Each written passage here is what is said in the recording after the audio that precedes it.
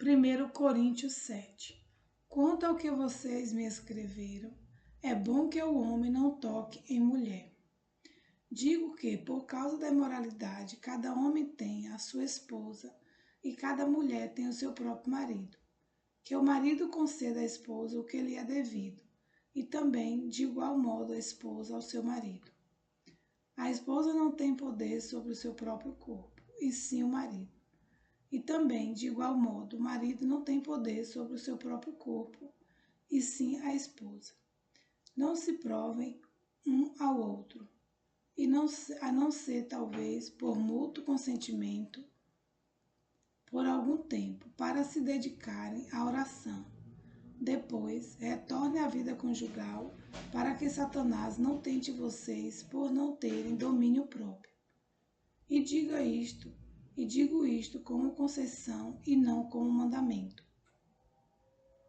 Gostaria que todos os homens fossem como eu. No entanto, cada um tem de Deus o seu próprio dom. Na verdade, de um modo, outro de outro. E aos solteiros e às viúvas digo que lhes seria bom se permanecesse no estado em que também eu vivo. Mas, se não conseguem se dominar, que se casem, porque é melhor casar do que arder em desejos. Aos casados ordeno, não eu, mas o Senhor, que a mulher não se separe do marido. Mas, se ela se separar, que não se case de novo ou que se reconcilie com seu marido, e que o marido não se divorcie da sua esposa. Aos outros, digo eu, não o Senhor, se algum irmão estiver casado com uma mulher não crente, e esta concorda em morar com ele, não se divorcie dela. E se a mulher estiver casada com um homem não crente, e este concordar em viver com ela, que ela não se divorcie do marido. Porque o marido não crente é santificado no convívio da esposa, e a esposa não crente é santificada no convívio do marido crente. Se não fosse assim, os filhos de vocês seriam impuros, porém agora são santos. Mas, se não crente quiser separar-se, que se separe. Em tais casos, não fica sujeito à servidão nem o irmão, nem a irmã. Deus chamou vocês para viver em paz. Pois você, ó mulher, que sabe se salvará o seu marido. Como sabe se salvará seu marido? Ou você, ó marido, como sabe se salvará sua esposa? Mas, no mais, que cada um ande segundo o que o Senhor lhe concedeu, conforme Deus o chamou. É isto que ordeno em todas as igrejas. Foi alguém chamado estando circunciso? Não desfaça a circuncisão. Foi alguém chamado estando circunciso? Não se faça circuncidar. A circuncisão em si não é nada. A incircuncisão também nada é, mas o que vale é guardar os mandamentos de Deus. Cada um permaneça na vocação em que foi chamado. Você foi chamado sendo escravo, não se preocupe com isso. Mas se você anda, ainda pode tornar-se livre. Aproveite a oportunidade.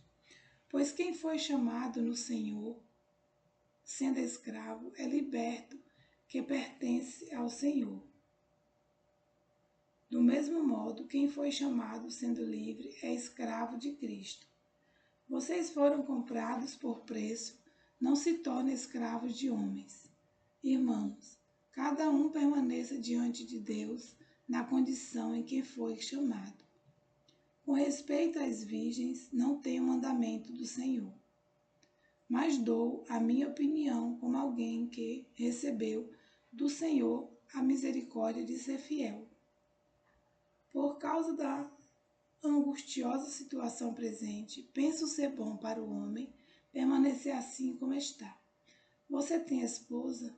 Não procure separar. Se você está solteiro, não procure esposa. Mas, se você casar, não estará pecando. E também, se a virgem se casar, não estará pecando. Ainda assim, tais pessoas sofrerão angústia na carne, e eu gostaria de poupar vocês disso. Mas isto digo, irmãos, o tempo se abrevia, por isso, de agora em diante, não só os casados sejam como se não fossem casados, mas também os que choram, como se não chorassem, e os que alegram, como se não se alegrassem, e os que compram, como se não possuíssem, e os que se utilizam deste mundo, como se não fizesse uso dele, porque a aparência deste mundo passa. O que eu realmente quero é que vocês fiquem livres de preocupações. Quem não é casado cuida das coisas do Senhor, de como agradar o Senhor. Mas o que se casou cuida das coisas do mundo, de como guardar a esposa, de como agradar a esposa. E assim está dividido. Também a mulher, tanto a viúva como a virgem, cuida das coisas do Senhor, para ser santa, assim no corpo como no espírito. Mas a mulher casada se preocupe com as coisas do mundo, de como agradar o marido.